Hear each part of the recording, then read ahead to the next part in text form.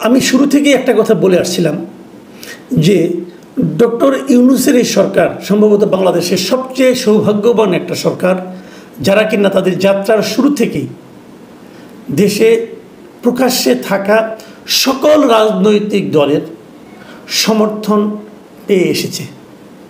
এর আগে অন্য কোনো সরকারের এই সৌভাগ্য হয়নি।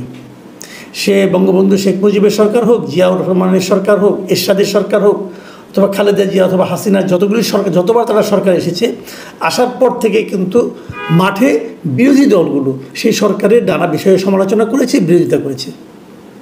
কিন্তু ইউনূস সরকারকে সে ধরনের নেতিবাচক অথবা বিরূপ কোনো পরিস্থিতির মুখে পড়তে হয়নি।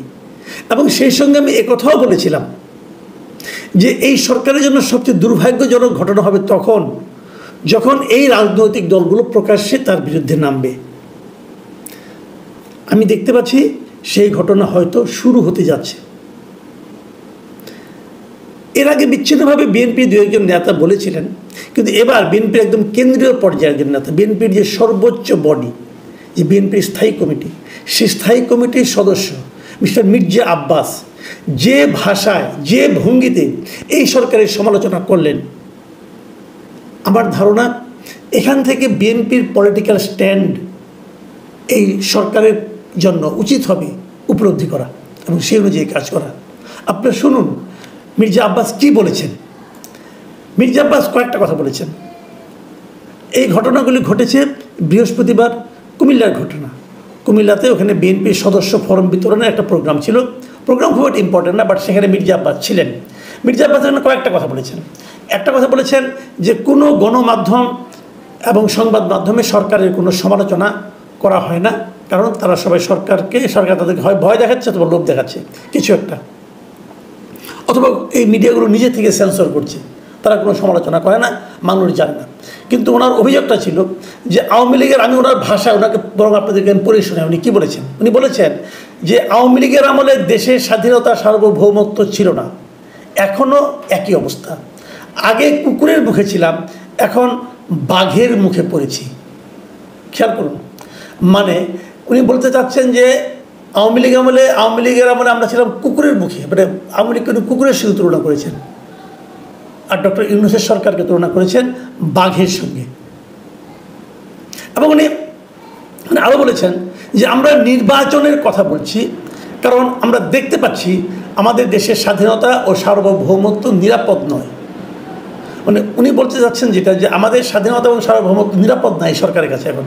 এটা বলতে যে উনি উল্লেখ করেছেন কোন কারণে এই কথাটা বলেছেন। উনি এই কথা বলেছেন ওই যে রাখাইনে যে একটা মানবিক করিডোর দেওয়ার প্রসঙ্গ, সেই প্রসঙ্গের কথা উল্লেখ করে উনি বলেছেন যে মিয়ানমারের রাখাইনে করিডোর দেওয়ার সিদ্ধান্ত নেবে নির্বাচিত সরকার, এই সিদ্ধান্ত দেওয়ার মালিক আপনারা নন। মানে ইউনূস সরকারকে লক্ষ্য করে উনি বলেছেন।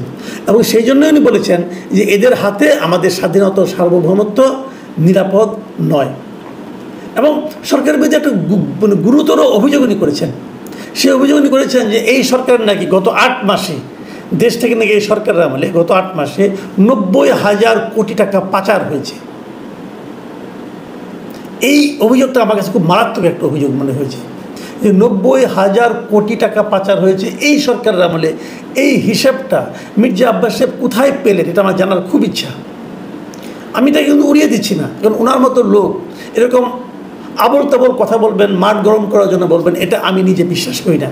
উনি একটা বড় নেতা, বড় দলের বড় নেতা, ওনার কাছে নিশ্চয়ই একটা হিসাব আছে। মানুষকে বিভ্রান্ত করাও তার কাজ হবে না। ওনার উচিত হবে বলা যে কী কারণে এই ফিগারটা উনি 90,000 কোটি টাকা পেলেন, কোথায় পেলেন, কিভাবে পেলেন। এই হিসাবটা ভাই আমি একটু জানতে চাই।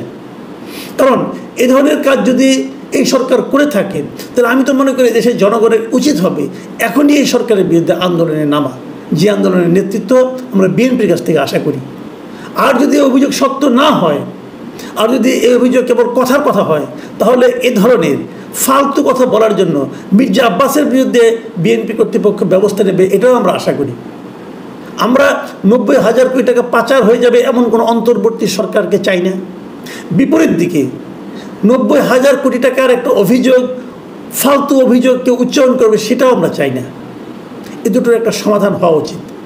আমি সরকারকে বলবো আপনি এটা প্রতিবাদ করুন, অথবা চুপ করে থাকলে প্রমাণ হবে বাংলাদেশ বিশ্বাস করবে যে অভিযোগ সত্য। পাশাপাশি মির্জা আব্বাসকে বলবো, আপনারও দায়িত্ব হবে এই অভিযোগের সত্যতা প্রমাণ করা, অথবা দেখিয়ে দেওয়া, অথবা একটা হিসাব দেওয়া কেন আপনার কাছে মনে হলো যে 90,000 কোটি টাকা পাচার হয়ে গেছে, এটা আমরা জানতে চাই। আর সেই সঙ্গে বিএনপি শীর্ষ কর্তৃপক্ষকে বলবো, যদি 90,000 কোটি টাকা আসলে এই সরকারের আমলে পাচার হয়ে থাকে, তার জন্য আপনারা আন্দোলনে মাঠে নামুন। কারণ এই 90,000 কোটি টাকার কথাটা বলাটা এই জাতির জন্য আপনাদেরই একমাত্র গুরুত্বপূর্ণ দল, আপনারা সবচেয়ে বড় দল, আপনাদের দায়িত্বের মধ্যে পড়ে।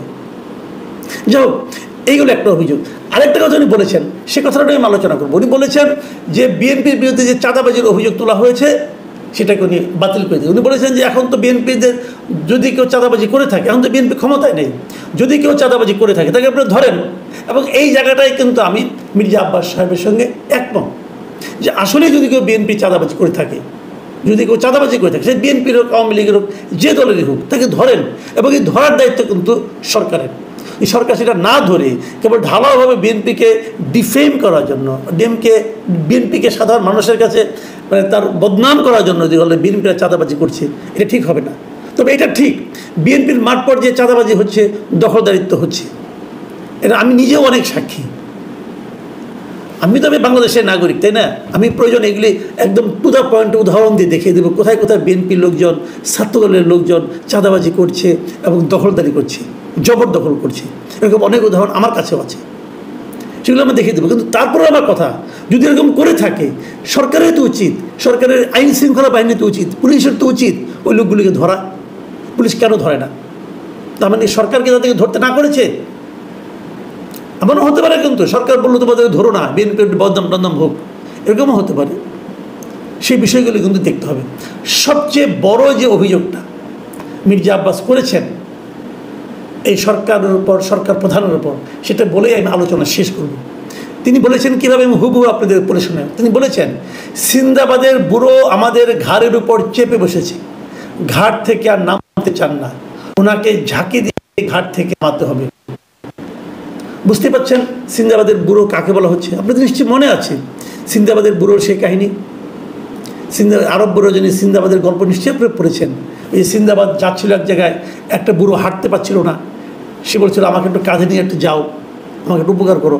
এবং যখন সে কাঁধে নিয়ে যখন তাকে ওই জায়গায় গিয়ে তাকে নামাই দিতে চায়, সে আর নামবে না। সে কতভাবে চেষ্টা করে, ঘাট থেকে তাকে আর নামাতে পারে না। তো আমাদের দেশের উপর, আমাদের জাতির উপর, আমাদের মানে উপর এরকম কি কোনো বুড়ো প্রথমে অসহায় ভাব নিয়ে এসে বসেছিল এবং সেখান থেকে নামতে চাচ্ছে না? কে সেই বুড়ো? ইঙ্গিতটা কোন দিকে নিশ্চয়ই বুঝতে পারছেন। এটা তো খুবই স্পষ্ট, ইঙ্গিতটা ডক্টর ইউনূসকে লক্ষ্য করে। এবং তারপর বলতে চাচ্ছেন যে উনি ঘাট থেকে নামতে চান না, ওনাকে ঝাঁকি দিয়ে ঘাট থেকে নামাতে হবে। এটাও কিন্তু একটা বড় অভিযোগ। ডক্টর ইউনূস এই বিষয়টাকে এখন কীভাবে মূল্যায়ন করবেন?